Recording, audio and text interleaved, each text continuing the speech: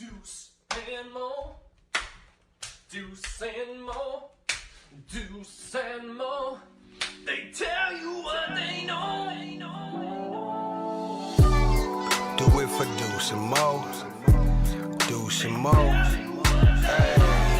Do it for Deuce and Mo. When it comes to the Kings, it's my favorite show. Do it for Deuce and Mo, Deuce and Mo. Hey. Do it for Deuce and Mo. When it comes to the Kings, big hopes and dreams as we cover our kings. Never cover the kingdom, but we loving our kings. And we covered your prayers as we doing our thing. Big Deuce with the par, Lil Mo on the screen. Solo or together, still do it for team. Never switch up for $1 or revenue stream. So we always got each other, balance out the beam. Deuce and Mo, and that's the end of the theme song. Do it for Deuce and Mo. Deuce and Mo. Hey. Do it for Deuce and Mo.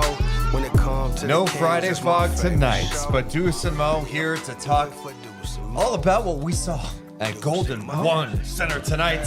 How are we doing in the chat on a Friday night? To the Kings. Yeah. What up, Deuce? Hey. Hey, Morgan. Hi, what? Sorry, I was just taking off my jacket. I was like, damn, it's looking kind of nice. Let's go Kings. Let's go, Kings. So much confidence.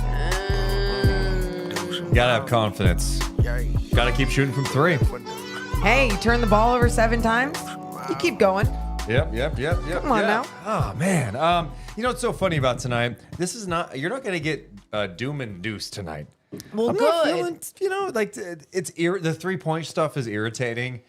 We'll talk about it. But how's everybody else doing on a Friday night? What a weird, bizarre game that the Kings were even in that game. It was so choppy to start. So then my I was God. like, this is the shittiest game ever. Yeah, just to watch. They got caught early though. Like you can't. These players like Harden and Powell, like you put your hand in there, get caught, and they got to the free throw line early.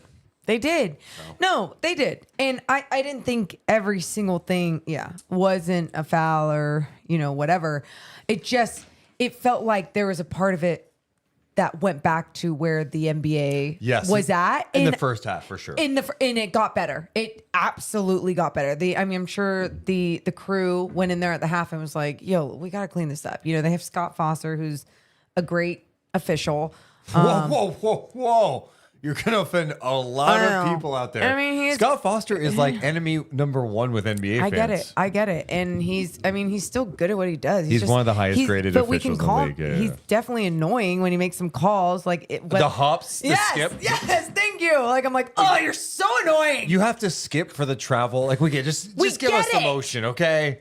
Just go to this. Yeah, but tonight was like, this is about 3-point shooting. And how many times have we talked about, man, okay, they're not knocking down threes, but they've won, okay. Yeah. It literally came back to bite them today. Yeah. And I like the Clippers too.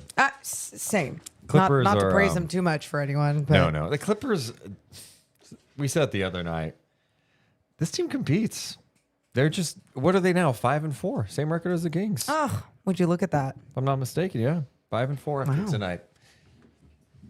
So let's give some love to the people hanging out with us on a Friday night. Yeah, thanks. We got Jason in the chat. What's up, Kylan? What's up, Donald James? Curation Films. What is up? What is up, Dax? Kings fan Sneak B. Stone.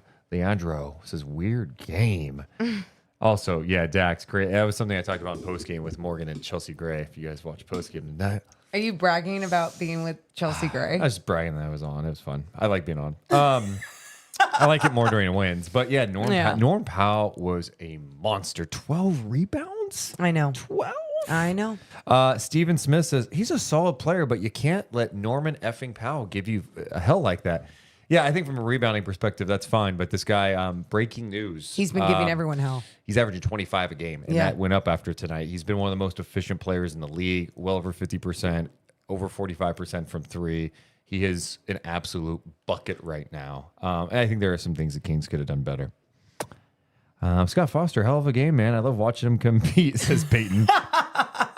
Yeah. Who's our simply the best player of the game tonight? Scott Yeah, Foster. you know, it's so funny. It's unfortunate for him. He was with, I think, one younger official, maybe two. And I was laughing tonight because I'm like, he's going to get pinned for all these. But like, there was one play underneath the basket where a Kings player, and I can't remember if it was Sabonis, someone got hit hard. It was Sabonis. And no one called it. Foster had to call it from half court. I'm like, he didn't even have the angle on it, but he called it. You're like, what are we doing, guys? Oh, yeah. I forget which Kings player that was. But yeah, it's very interesting game to talk about, so we can do that. I have a poll question up to, are you concerned about the 3-point shooting? And let me say the early results, resounding yes. 85% concerned about the 3-point I don't even shooting. think that's prisoner of the moment anymore. No.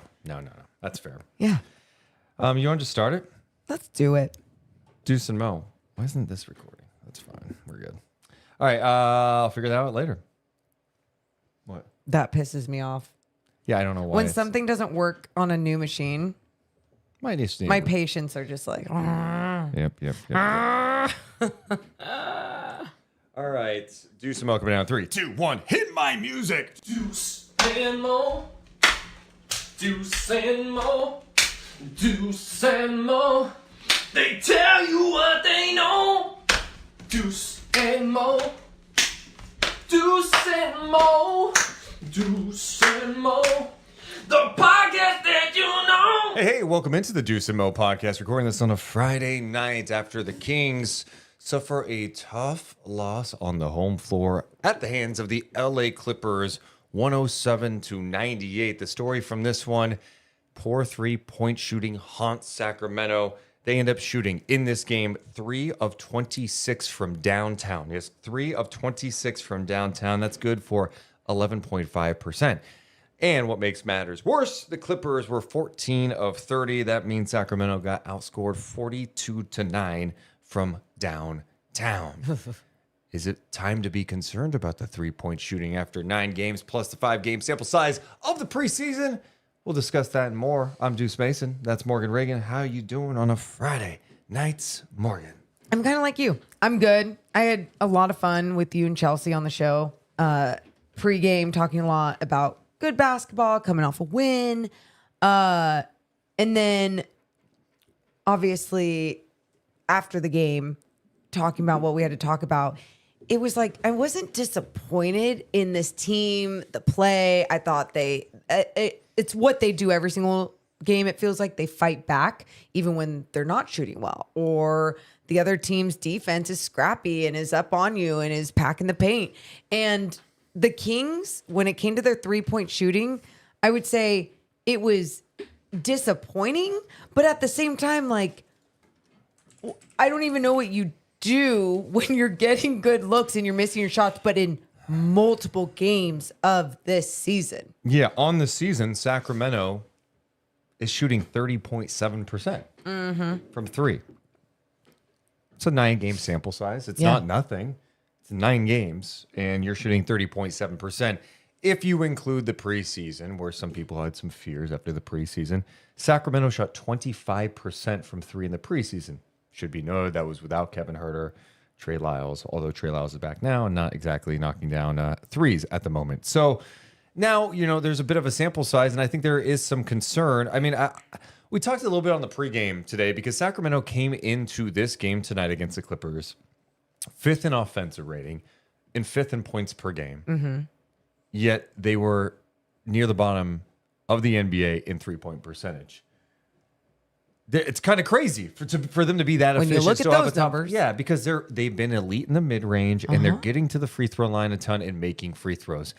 But tonight, like, the margin for error is so thin. Like, they didn't just have a bad night from 3, right? It's not like, oh, man, they missed some more threes tonight. If Sacramento hits a few more, it hits 7 threes. You might win the game tonight. 7. You're not asking for a ton. And, I know Mike after the game was like, hey, I wish we would have shot 35, 40 threes. That's fine. But the reality is, I don't think tonight we're looking back, man, they didn't shoot enough threes. It's like, no, they just missed everything. And I felt like the majority of the looks, not all, the majority of the looks were good looks. I agree. I absolutely agree with that. Like, I think even Trey Lyles, it was a couple nights ago when we saw him have a few chaotic looks at the basket and he's missing them. We're like, okay. And then tonight he had open looks and he was missing his. We'll get to Trey Lyles in a bit, but you just look at the overall shooting for the team. And I am so with Keegan had good looks. 0 for 6 for Keon Ellis. Oh, Keon Ellis? I'm sorry, Keegan Murray. Thank you. Keegan was 0 for 6. Keon Ellis was 1 for 3. But even those looks that they were generating for these guys, it was stunning how they were just missing every single one. It was like there was a curse on the basketball. The staggering number that I've been paying attention to on NBA.com. The NBA has they have tracking that you can look on their advanced stats on the website, and looking at the Kings' percentage on open threes. Now, open threes are categorized as a defender within 4 to 6 feet. 4 to 6 feet. Okay. So pretty comfortable. Okay. Sacramento is dead last in the NBA at 23% from 3 on open threes.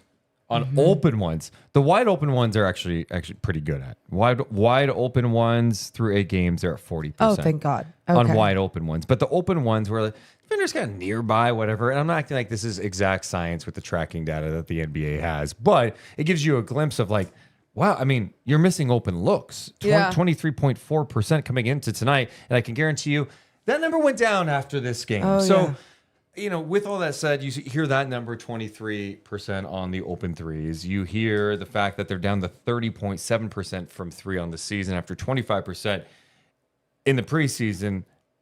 At what point of the season are we like, hey, like, this isn't a good 3-point shooting team? Or is it like, God, you gotta just kind of trust that you've got guys with track records. Well, we asked Chelsea Gray this question on the But postgame I'm asking show. Morgan Reagan. Well, and the thing is, when she told me when, Yeah. I was kind of like, okay, I think I'm gonna agree with this. She said January. Yeah. January's around the time. Wait, you don't agree with that? January. I mean, if they're shooting 30% in January, that's a lot of season. That's the entire month of December. It is. That's like 27 games into the season. But your question is Yeah. like, when are you concerned that this isn't a good shooting team? Yeah. And I think it's you being realistic of, you've seen these guys shoot well before. So that's why you're saying January, Yeah. that kind of number comes up. Because if you pull the trigger too quick, you're like, wait, did everyone just lose their shooting ability? Like, how does this happen? It just feels so strange, because it's not like teams are up in their face and, threes are just so much more difficult for the Sacramento Kings. It's like, no, you had guys that were shooting the ball well that aren't shooting the ball well a lot. So I don't know what the answer is. So now they're down, like I said, 30.7%. That is good for 29th in the NBA right now. I mean, for perspective, last year, Sacramento's 3-point percentage, not like it was blazing hot, it was 36%, which was a drop from, the Beam team year, the original Beam team Yes. year, where they shot 30, well, a little, not that much. They were at right under 37%, but Okay. that was good for top 10. I mean, this right now is more than bad 3-point shooting. This is putrid 3-point shooting. And you're playing guys in different roles now with DeRozan in the fold. So, okay, I get that. Herter's been kind of in and out. Trey hasn't found any rhythm whatsoever. I mean, Trey Lyles didn't play in the second half of this game. I know. And, like, they when they went small, it was like Keegan at the 5, because they felt like they could do that against a Clippers team who was super small too. But Trey has given them nothing this year. I didn't think it was the worst call by Mike Brown to not play Trey in the second, because I think he's seen enough from him lately where he's like, you got to give me that spark that you were giving me. And I don't know, you're getting these opportunities, and we always talk about how you have to be game ready. You have to be ready in any of these opportunities given. The scariest part is if he starts losing these opportunities and his game starts to shift or change. Yeah. And so I don't know what you do at this point. Like, he got screwed. You look at training camp and getting injured and coming into the season that way. It's just like, it's hard to get back into shape, and especially when you're traveling all the time. I don't know what the answer is for him, but he's got to find another way to make an impact. And, I mean, it goes to everybody. I mean, when we're talking about the team being, 29th in 3-point percentage, Yes. you look at everyone. Keegan, not good enough, right? De'Aaron, he was 2 of 5 tonight, so that was one of the bright spots. But some of the guys that you expect to be able to knock down shots for you on a consistent basis from beyond the arc are not doing it. And so it stings. It really stinks. Nights like this happen in the NBA every once in a while. But that's the problem is early season theme this year has been the poor 3-point shooting. You just hope that the Kings can get it back because, in my opinion, if the Kings shoot 35% from 3, I think the Kings offense is going to be really challenging to guard. It's going to be so hard. But tonight, number one, this Clippers team defends their asses off. I've been so impressed with what Ty Lue's done this year. And Jeff Van Gundy. Jeff Van Gundy, too, is like such an underrated pickup. He is in charge of the defense. And I'm watching him tonight the entire game. He's like it's like a football coach where it's like, oh, hey, there's our defensive coordinator, like literally telling guys where to go, making adjustments. He's like micromanaging them defensively to make sure they're in the right spots. And it's only going to get better. Yeah. And they've assembled a team that is so switchable. They're long, they're athletic. They were giving the Kings problems for sure. I'm not like taking away from what they did tonight. I thought they pressured the ball well. They're up in the guys. They made it harder to maybe for Sacramento to get some looks from 3, but I also thought the Kings had good looks that they just flat out missed. Agreed. And so that's what hurts in this game tonight is you go, man, a home game. And we've been talking about how important it is to get it together on the home floor. And they've lost twice on the home floor now. And then you go, okay, well, when you're missing your shots, what do? You got to bring it in. And they were trying to bring it in. I thought they still did a decent job of, trying to work these guys. But again, you're talking about a defense that also is very disciplined and is moving on a string from left to right, finding ways to make sure they're always keeping a jersey, a body in front of somebody, and then packing the paint with Zubats in there. It's just like, I don't know, on a night like this, it's as simple as like, gotta make your threes. Yeah. Gotta make a couple more. I think a couple of things too after that, right? Obviously you miss shots, but dude, you give up 107 points to an NBA team. You should feel pretty good in today's game that you're going to have a chance to win that game. Yeah. You have the team you're facing have 21 turnovers. You're going, oh, we got a chance. We got a chance to win this game for sure. The Sacramento Kings outshot them. Right? They shot 47% in this game. Unfortunately, the Clippers were amazing from 3, and the Kings sucked from 3. And then the other number that you pointed out The earlier. second chance points. Yep. 18-7 for the Clippers' second chance points. And that's like the rebounding thing. And that goes to the issue that, I feel like I repeat myself a lot this year and even during the offseason is how are the Kings going to handle teams with size and length? We've seen nights where like, hey, Keegan's a monster on the glass. Keegan got up to 10 rebounds tonight. He did his job. Sabonis got 12. But Sacramento's out-rebounded in this game 48-35. The LA Clippers had 12 offensive rebounds. And the number that like kills me is like Norm Powell's got 12 rebounds. Norm Powell can't be getting 12 rebounds on you. People in the chat I see like, how do you let him score 31 points? I'm like, turn on the Clippers game. The guy was hitting tough shots. He's done it all year. He is a bucket getter. And people, for whatever reason, don't connect with him in that way because he's been positioned in his NBA career as like a 6 man. Now he's getting more minutes and he's showing what he can do. He is a damn good scorer. I thought at one point that Chelsea made to us, I completely agree, is they should have. The tweak that needed to be made, and they started making it way too late in the game, was, I'm sorry, this guy's cooking us. Get the ball out of his hands. Get the ball out of his hands. Make somebody else beat you. Throw 2, and let's see, make him make a play. Now, he is coming off a game the other night where he had 6 assists, but that was a big talking point for the Clippers was like, he had 6 assists. That's the most he's ever had as a Clipper. And at that point, I want to get the ball out of his hands. He's a tough scorer. Well, he can... contested, he could finish through contact. I love the guy's game. And I think his game absolutely needs to be respected more, and or like you said, just go watch more Clippers basketball then. But at the same time too, you say get the ball into someone else's hands.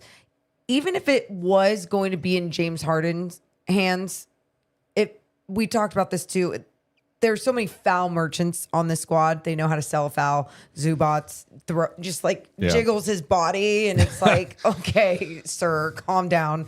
And then Harden, he's been doing it his entire career. And as annoying as it can be sometimes, it's also a strategy. It's also something that can work.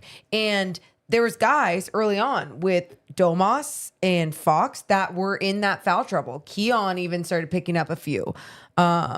And my point to this being, though, is that it felt like their weapons were very difficult as a matchup tonight for the Sacramento Kings. Like you said, like Powell just being dominant, and then someone like James Harden who is going to seek a foul. Same with Zubats. But then the other number that you and I talked about too, you look at the rebounding. And I mean, Powell is like a huge part of that. Yeah, 12 rebounds for him. And he also had a couple offensive rebounds. Zubats was a monster on the glass too. I mean, 7 offensive rebounds for him. He had 13, 15, and 5 in this game. He's had a hell of a year this year.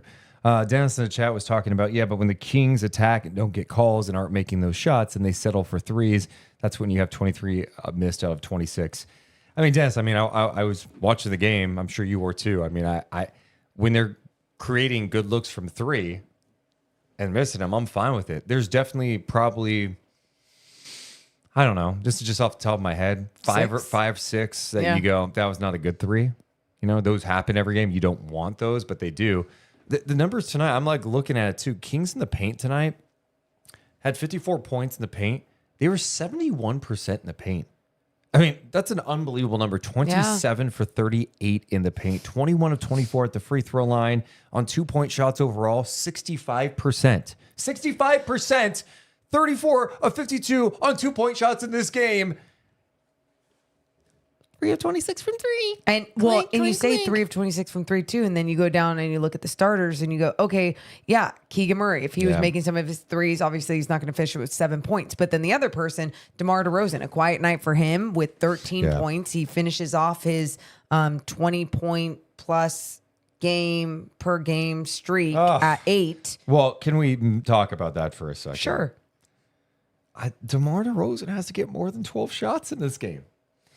And, you know, I thought they started going to him more in that third quarter when they were making a bit of a push, and he got him back in the game. I think he had might have had 10 in the quarter, close to that. Let me double check this. I'm curious.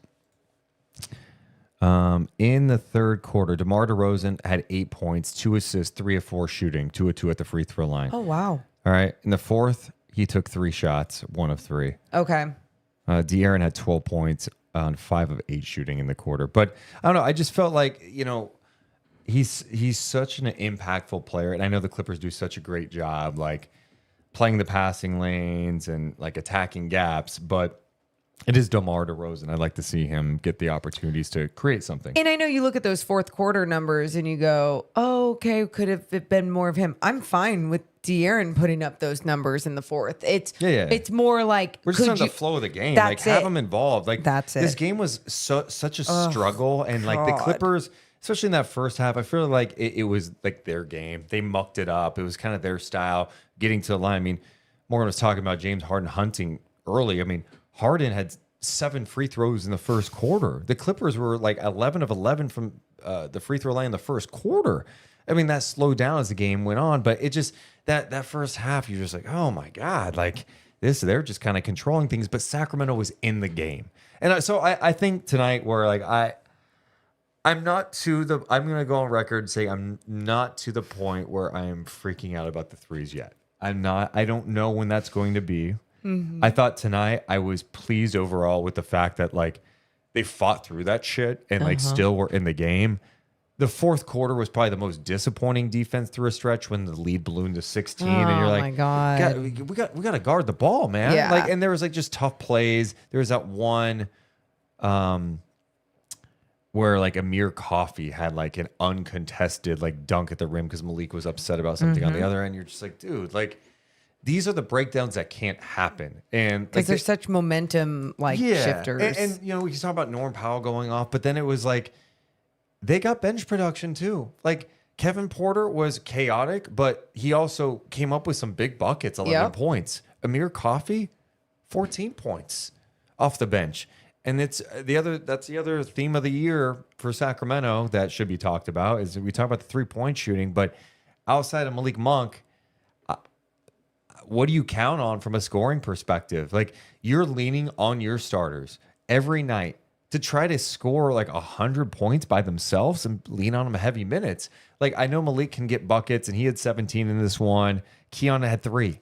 Alex Len did not score.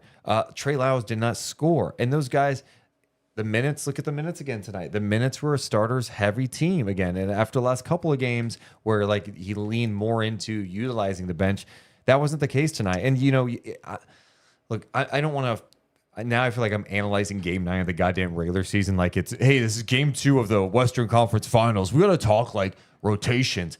But like, I don't know. Was there some value you think maybe with a team that's missing threes of like, you know what, tonight's kind of weird.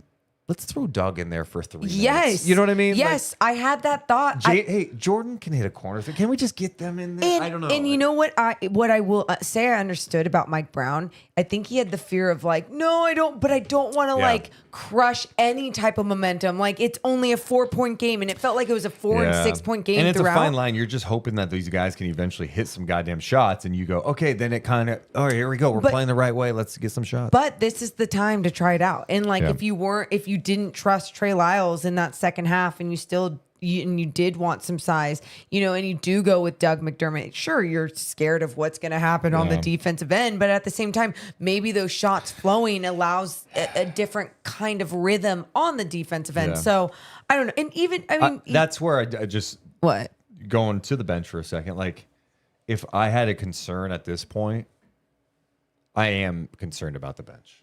I am. I think that's fair. Where your concern isn't so much the 3-point shooting, like, oh, they're not going to figure it out. I feel like the threes, I'm trying to trust track records, and I do think for the most part they're getting good looks from 3, and at some point they're going to fall. Like teams go through stretches of a season where they struggle from 3. Yep. This just so happens to be the first 9 games of the season. If it was a 9-game chunk in February, you'd be like, hey, the Kings aren't shooting the ball well. Oh, that's weird. Oh, hopefully they get out. You know.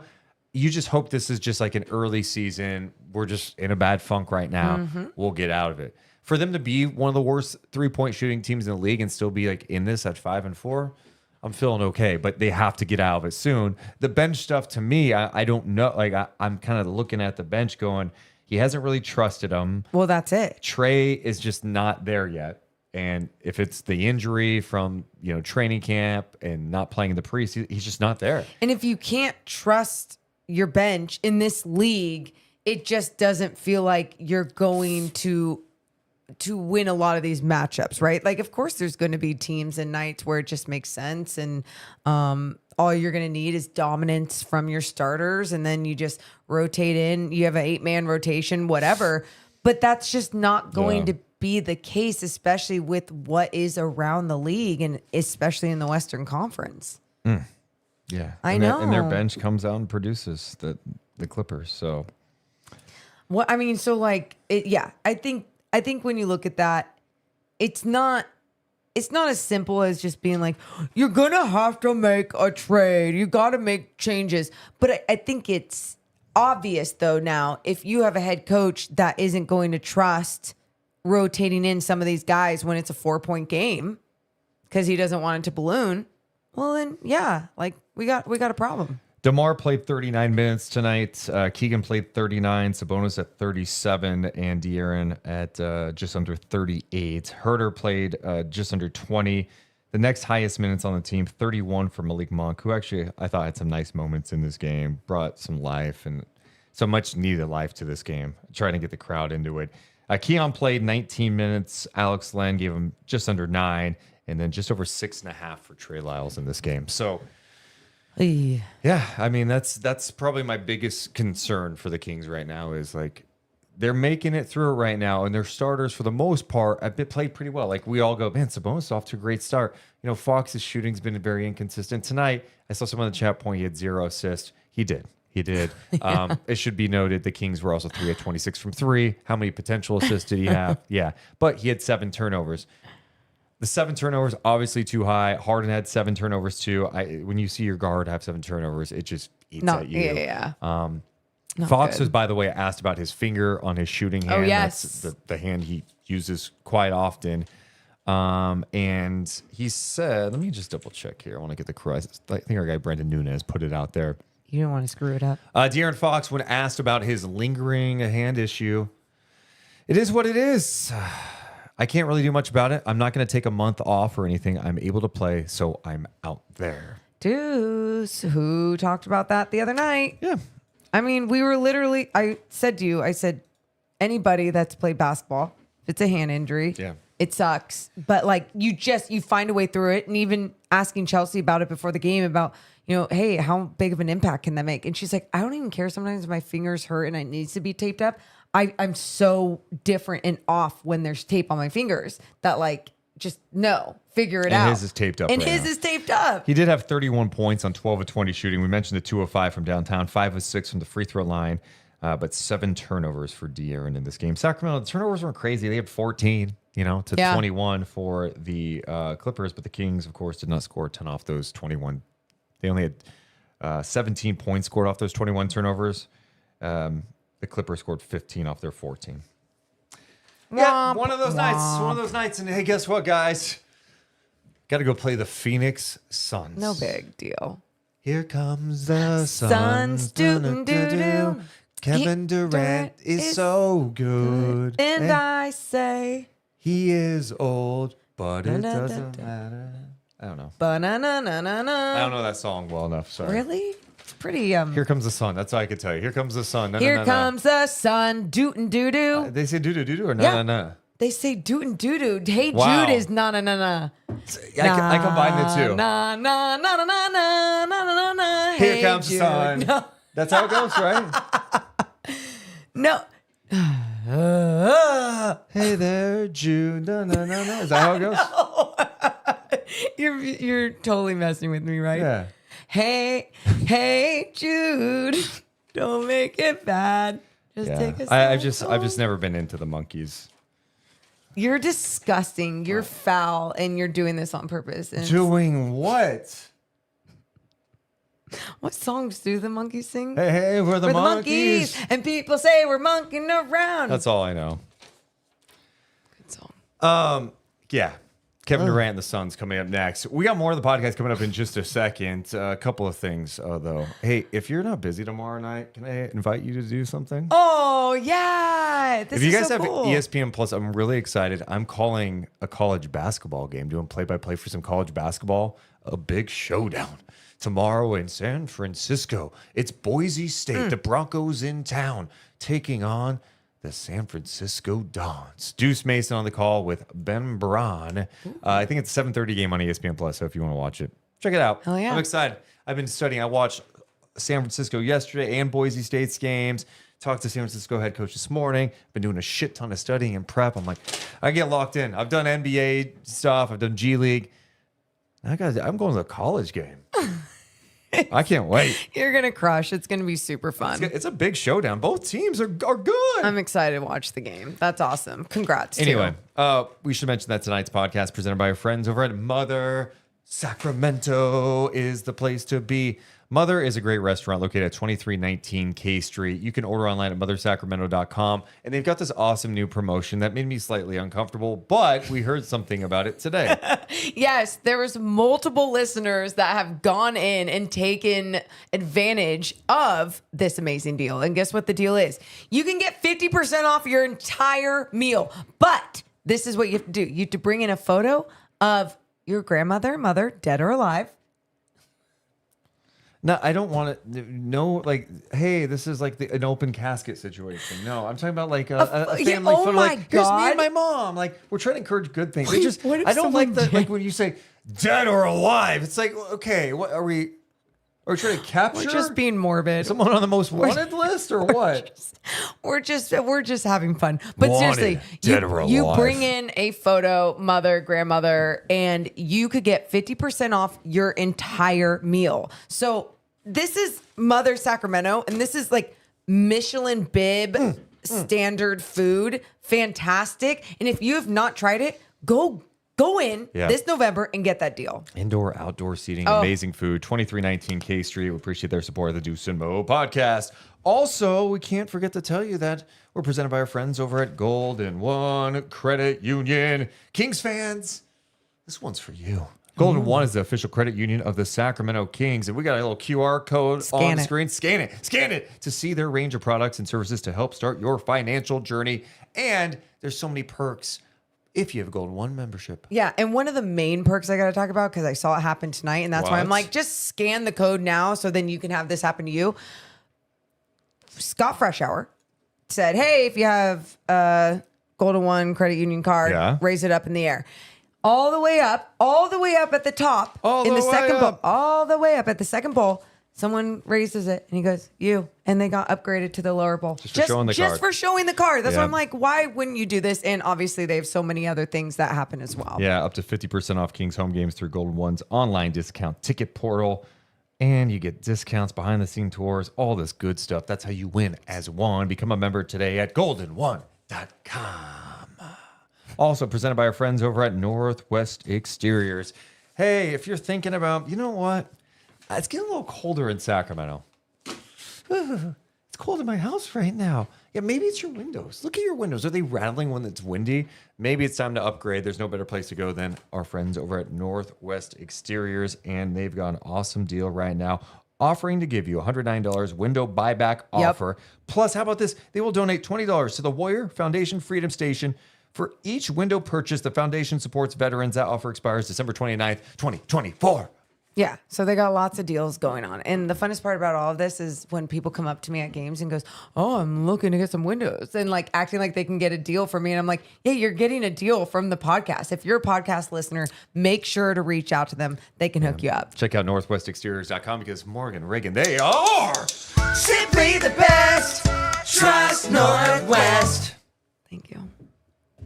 Okay, who should be our simply the best player of the game? What's the chat think? Okay. I want to know, simply the best player of the game. I think Malik Monk could be a candidate, but they did lose, so it does bother me. So are we doing the whole thing where we go for... How many we've had Chris Boucher win it. Have we had any other opposing teams? No. We were soft early in the season. That doesn't make us soft. When the Kings lose... Like, this out of all games didn't need to necessarily be an opponent. But I mean, it could be. If it is, then I know who it is. All right, some people suggesting Scott Foster, Norman Powell. You guys are way too hard on that. The other thing, I'm not complaining about Scott Foster tonight when Sacramento actually shot one more free throw. Yeah. Tonight wasn't about that. Powell, Monk getting love. Okay. Our simply the best player of the game tonight goes to Norm Powell. Hey, you got to give him love, man. The guy's a dog. 31 points, 12 rebounds on 10 of 23 shooting, 6 of 7 from downtown in this game, and a couple of big assists late in the game. One to the corner to Derek Jones Jr. when the Kings were closing the gap. Like, they end up hitting 3 straight threes, and it was just a dagger. Norm Powell was a monster in this game. He's our simply the best player of the game, presented by Northwest Exteriors. Check out northwestexteriors.com. That's actually funny. Steven says in the chat, the player of the game, the rim. Damn! This Clippers team at 5-4. Think about no Paul George. He departs, goes to Philly. Kawhi, we have no idea when he's coming back. And they have assembled a team that plays really tough defense. They're athletic. They knock down shots. And I think Norm Powell has been probably their best player. And that's crazy to say. But like even Harden tonight, he had 22. And I'm not saying he was like awful night, but he had 7 turnovers. He was 5 of 16 shooting, has not been knocking down shots consistently at all this year to start the season. And I just feel like when he's not out there, I just feel like they flow better. Yeah. I understand what you're saying with that, but I mean, it makes sense with anyone that is going to need the ball so much, and the impact that they make is when the ball is in their hands. And like you said, his role in what he's done with his game has changed over time. Where how many assists did he finish with tonight? 8. Just said 8. it. Thanks for listening. just because I don't retain a number. I said Why is 27 that- seconds ago. But still, like, why would that even bother you? Oh, it's just weird that you weren't listening. But go ahead. But I was. But why would that bother you? Yeah. No. I need help on this. Does everyone out there I mean, remember it's like three numbers thrown at them all the time? To be fair, it's the second time it's happened today. We're keeping stats, but it's not a big deal. When else did it happen? When I was talking about Norm Powell with 12 No, rebounds. I heard the 12 rebounds, but I was going into the team rebounds of 48. So no, you're just being a dick. yelling at me. I'm just a No, innocent little you're boy not here. innocent. You're an conniving Yeah. asshole. Oh, man. What was the chat that someone was talking about? Something I wanted to bring up. Oh, it's a trap. Says a 6'2" guard can snatch 12 rebounds, but DeMar DeRozan or Barnes comes up with 1 or 0. I don't know why Harrison Barnes is catching strays tonight. But yeah, I mean, the Kings have to rebound better. And if DeMar DeRozan's playing 39 minutes. Harrison Barnes? If DeMar DeRozan's playing 39 minutes, gotta get more than 1 rebound out here.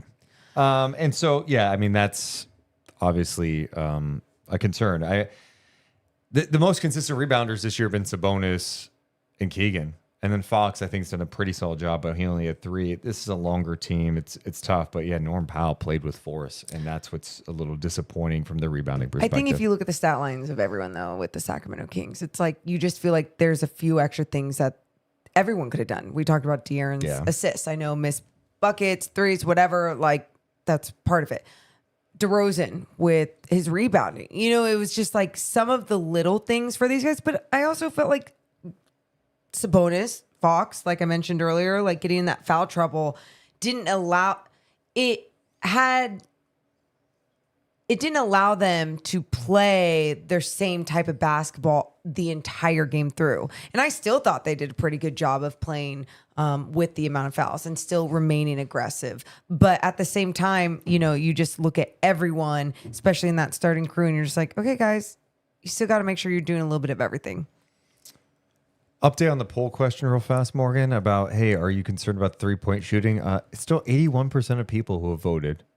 300 votes say yes. 19% say no. It's too early. Oh, okay. I'm not surprised by that, though. I mean, after a game like this, ugh. In the chat, the Keegan slander makes no sense. He's essential to the offense and defense statistically. When he's out, our rating falls drastically. He's defending the toughest assignments and crashing boards. Yeah, I saw some of that from the chat. Yeah, I'm not blaming Keegan for tonight. It would have been nice for him to knock down some shots, but I think if he can get going from 3, it changes everything for Sacramento just on the season. It will change their season because he's doing so much out there and he's taking some really tough matchups. I think he's doing the best he can, and he's like the Kings' only wing, and that's a lot to ask for somebody. It's like, hey, Keegan, we're gonna need you to play 39 minutes. We need you to knock down open threes. You got to crash the glass, rebound, and hey, can you check like some of the best wing defenders? And if Fox is on the floor, you check the best player no matter what. You have to do it at a high level too. Yeah, it's a lot to ask. Hey, you scrolled up, and I see 2 negative things about me. Morgan is more defensive than the Kings were tonight. And then that's a comment of the night nominee. Mo is narcissistic? What'd I do? You also got a compliment, Morgan. You made my daughter so happy tonight. Well, that's good. Thank you for introducing her to Chelsea Gray. It was such a highlight and a mom win. Thank you. See you next time. ... Thank God. Repair my image. Thank you. Karen did not want her daughters to meet Deuce, I guess.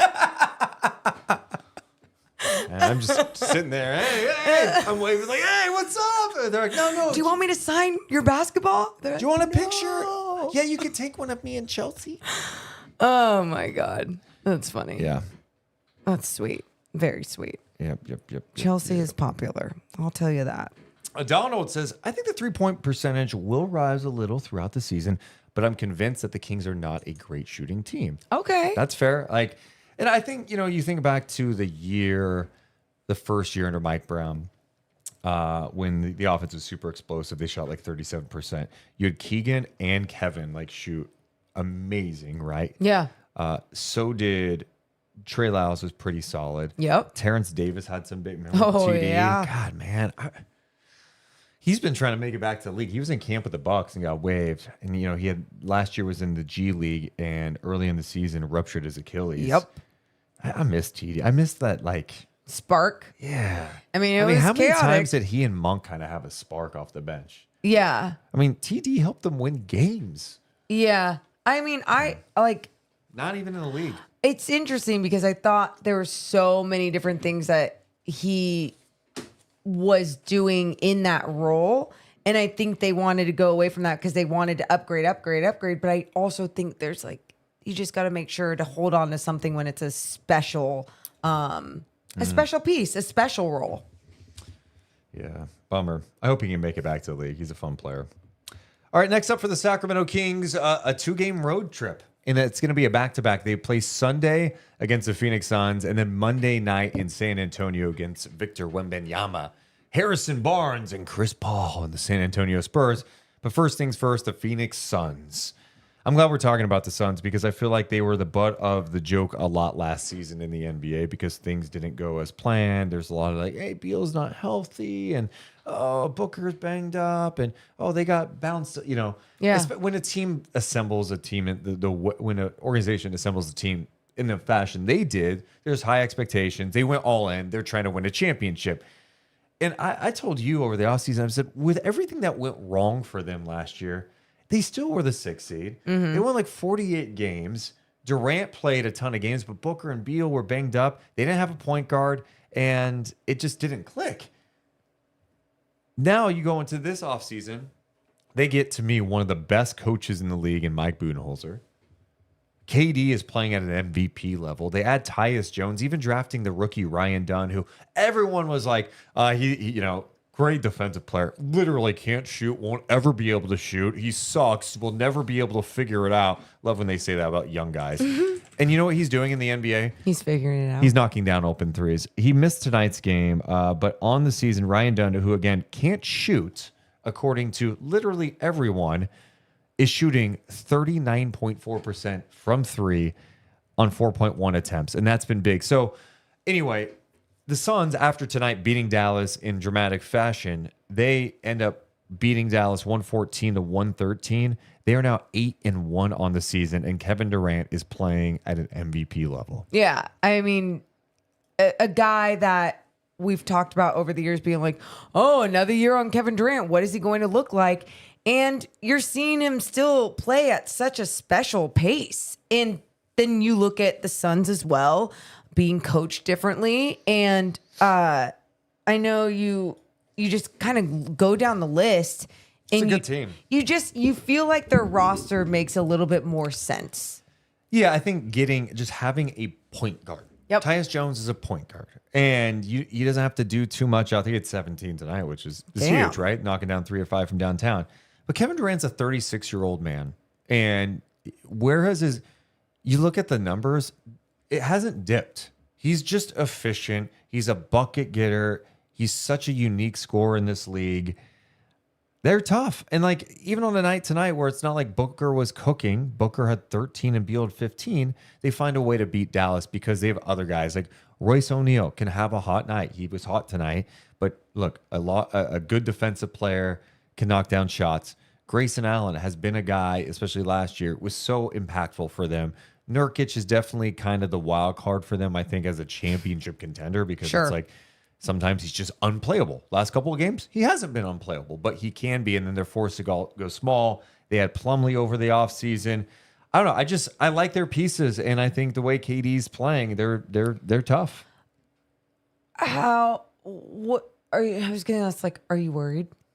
Yeah, it's gonna be. It's okay. Good. I'm not gonna say I'm worried. I think it's a tough test. That's what I was thinking of the word to ask. They played them. Yeah, I have nightmares thinking about the Suns. Okay. Remember last year in Phoenix when the Kings were up 18 with how many? 5 minutes to go. I was concussed that night. Yeah, they were up. They were up huge in that game, and they choked the game away. That was the night after gagging the one in Milwaukee, and you're like, God, the Kings played one of their best games, and they lose that game.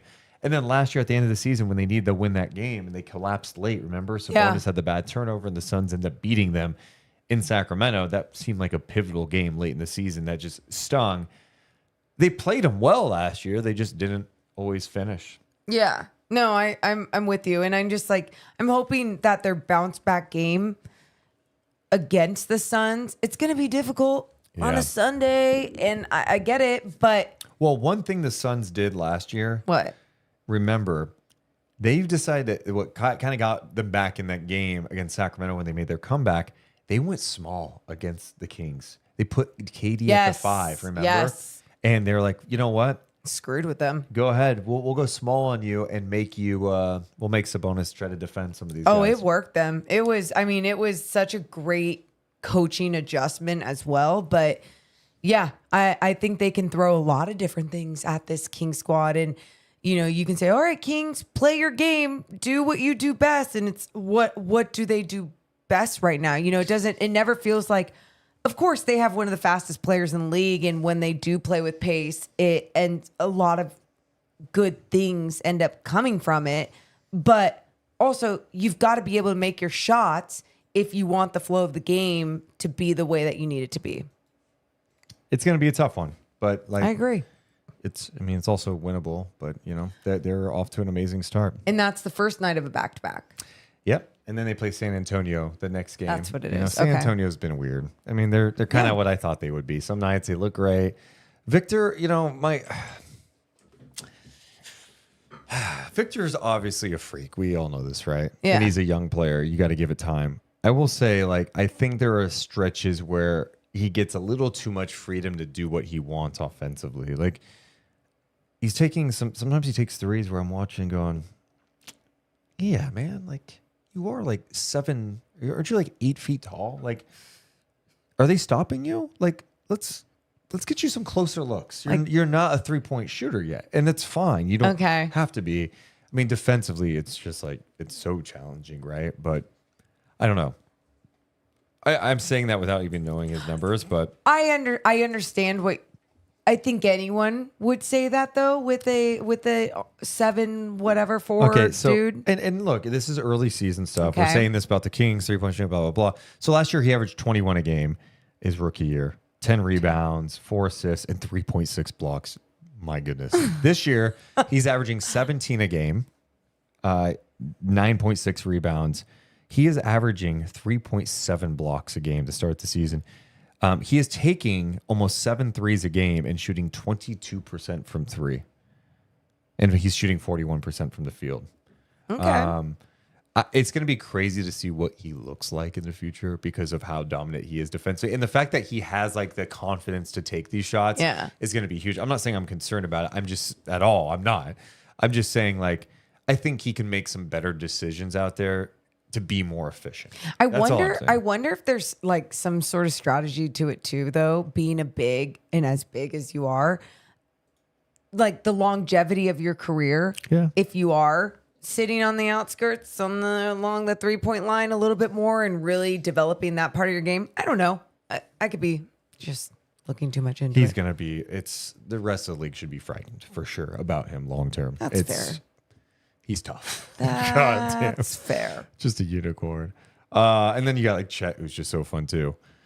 By the way, San Antonio's 4-5 on the year. They play tomorrow at home against Utah, and then they have a day off, and then Sacramento on Monday. Okay, now. So an interesting back-to-back for the Kings, and the schedule starts to get more fascinating, right? Because after you have that back-to-back, you come home for Wednesday, and you play the Suns again. So you get the Suns twice, 2 of the next 3 games. And then Friday night, the first NBA Cup game, group stage, Minnesota, it comes to town. Yay! It's a home game for that. I Okay, like cool. I like the optimism. Oh. Yay! I'm going, wait, you didn't 3 of the next 4 games, you get the Suns twice, and then you get Minnesota again? They already came here. And why am I getting so excited for an NBA Cup game? I don't know. Yeah. There's just something about the floor. It makes it feel bigger. It was fun last year.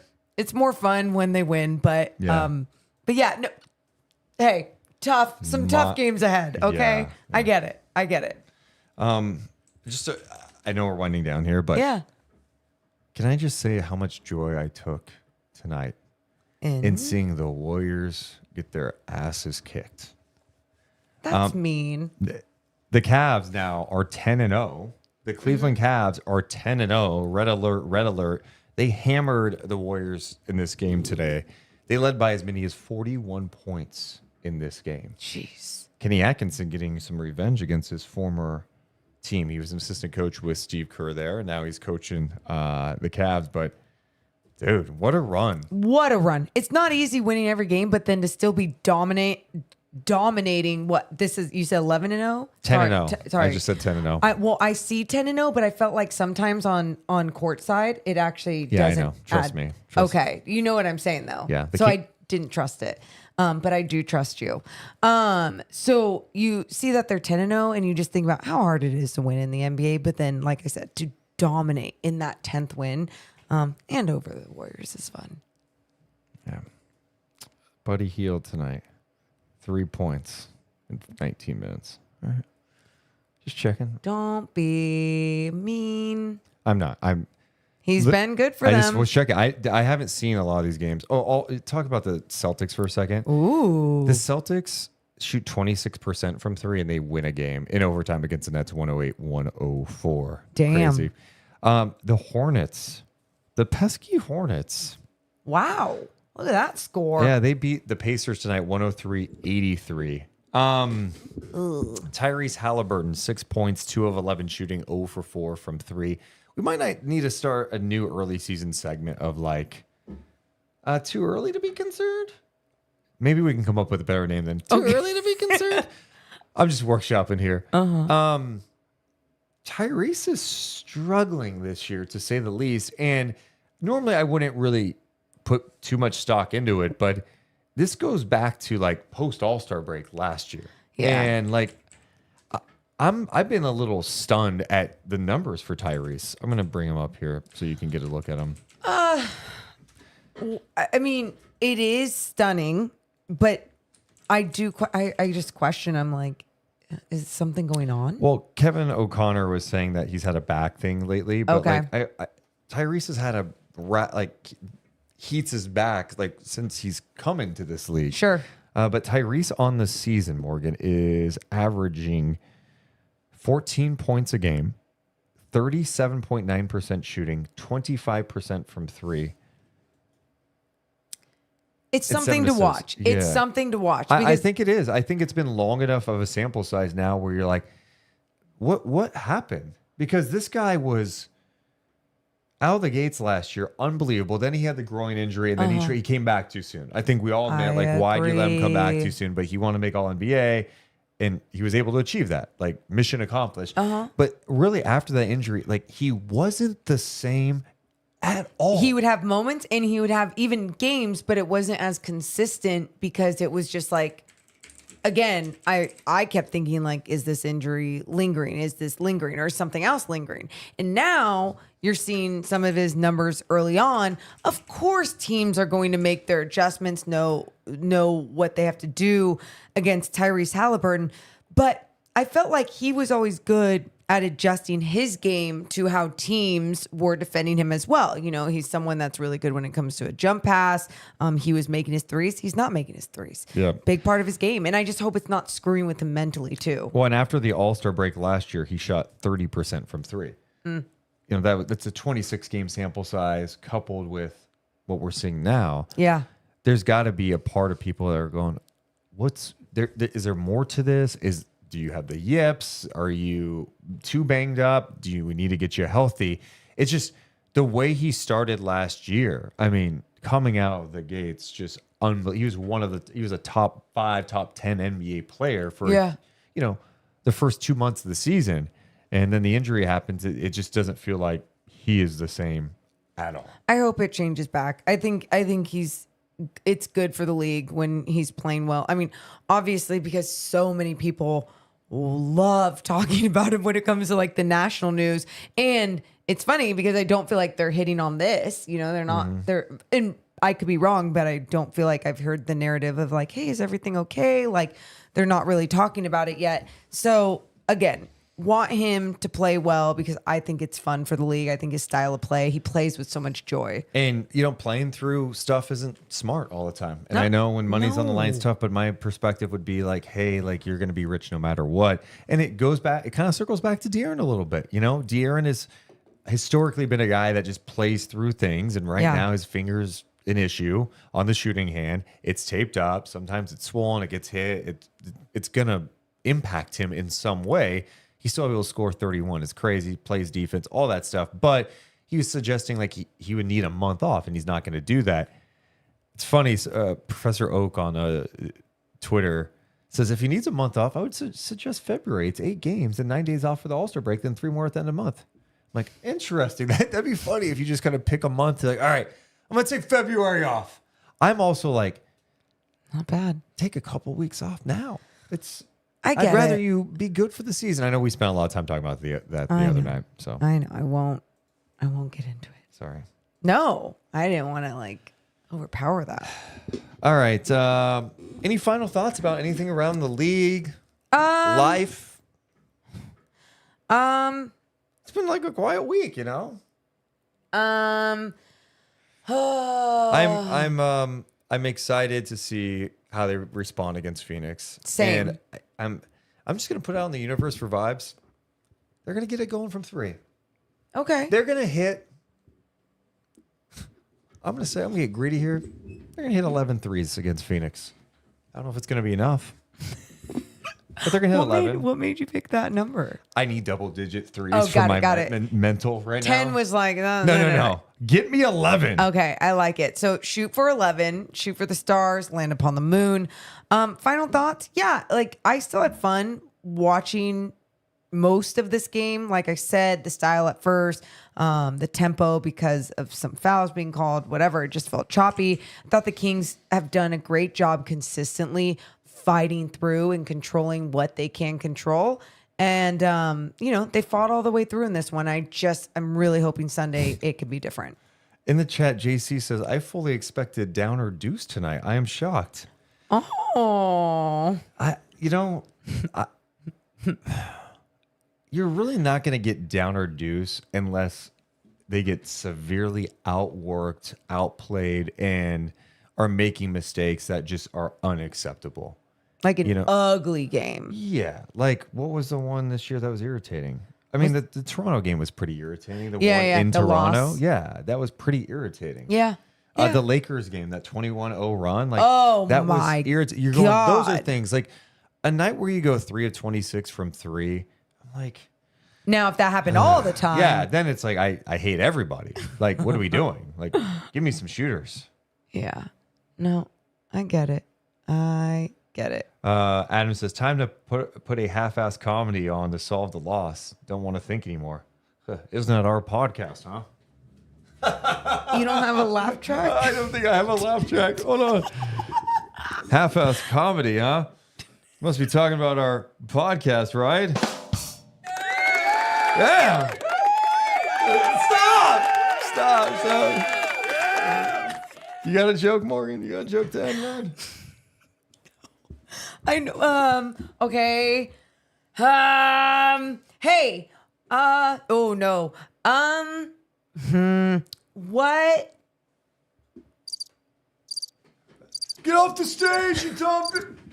What shoots better than the Kings? Huh? Help me. You know what? No, I'm not. I don't like. No, we're not doing a shooting joke. Is not where I'm going. Okay, I was thinking of a 3-point shot. We're done. We're done. I'm not a comedian. I'm not funny. And just always remember when she said that. Deuce Mason is the comedian.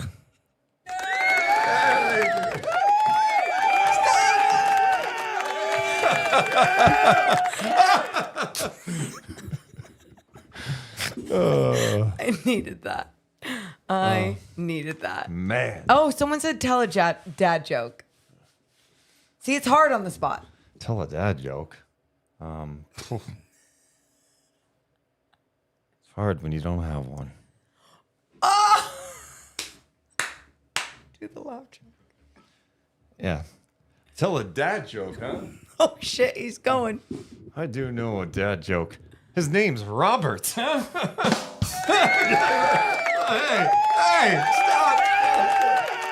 I know. God, I go dark sometimes. You're so much better at that than me. I'm just. Hey, all Not right, good. okay, all right. Why am I Rodney Dangerfield now, huh? I get no respect. Oh my God, I'm getting roast. Stick to the vocals, Mo. Yeah. That's what I love.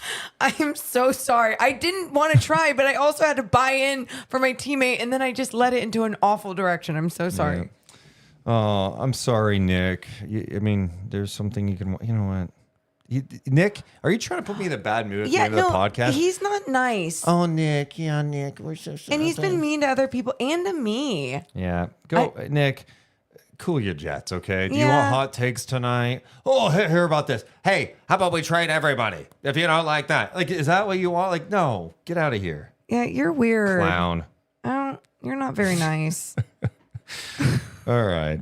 Appreciate you guys. Thanks for hanging out with us. We love you guys so much. We don't want to end on Nick. No. Give me something else, Morgan. Someone else already blocked Nick.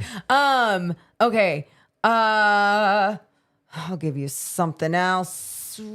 I have no jokes. Yeah, a slap in the face, huh? You dummy. That's what I will say this. Deuce got so pumped one time. I think it was after the Malik dunk and we were sitting up there and he turned to me and you just punched me in the arm. This is where I know like you wouldn't ever be able to handle being on like a good team of any sorts, because physical touch is important when you're playing basketball, right? Like you want to like. So again, adrenaline when you're playing basketball, when you're on a team in a jersey, like sweaty, like part of the team. Can you do what I did to you? Yeah. Will you actually let me show you? Yeah. Okay. So all right, Malik Monk with a jam. Oh my god! Boom. I did not close fist punch you. Yeah, you did. No, I did. I palmed you. I 100% palmed you. No. I can show you. I'm not going to do it as hard. No. I'm slow motion No. it. I will slow motion it. And you will. You're going to hurt me. Yeah, I'll do it to myself. Okay. I was like this. No, I palmed you. No, Deuce, it was for sure. I'm not a puncher. I'm not a puncher. I wouldn't punch you. That looks like a punch. I'm like a hit like that. Yeah. But no, it was like, it took me out of my groove. It hurt. And just letting you know that like I'm fragile. No, it's supposed to pump you. And when you have adrenaline, someone can hit me like that hard. It doesn't do anything to me. So again, he's talking about himself, and it's like, then do that to yourself, not to me. But anyway, I appreciated your energy in that moment. Yeah. That's what I will say. Yeah, you gotta. Let's go. But you don't have to. Remember, like as a kid, you learn like don't touch others, hands to yourself. Not when you play basketball. And we're not playing basketball. We're on a broadcast. We're on a broadcast. So when you play basketball, did you ever like celebrate? But you never like hit your chest like that. So again, you have to remember women have things on their chest, so it's not like you're just like. Yeah, but you see it. Mine are growing. So again, you're not just gonna hit your chest like that. Oh, but like, what do you do then? How does a like sometimes like you would chest pound a little bit, but like I mean, or you just do like like just like a smack on the butt. Like, I get way too amped up sometimes. There was a pickup game at Roosevelt like a month ago where I had an and one, and I hit my chest. I was just like fired up. I was fired up. I literally hit my chest. I literally was like this. I was like, let's go. And I'm like, what am I doing here? Like, why am I? Anyway. You guys are the best. Thank you, do guys. us a favor after the show's over and comment below. You guys can talk about the Kings 3-point shooting if you're worried or not, or talk about Morgan and if she's wrong about me palming, if it's a big deal. That's what I did. See? Again, you get more scared than anything. So again, you're all right. you're like someone who doesn't understand their strength, and you're just like, oh, like a little kid, and it's like, whoa, no, bud, like that hurts.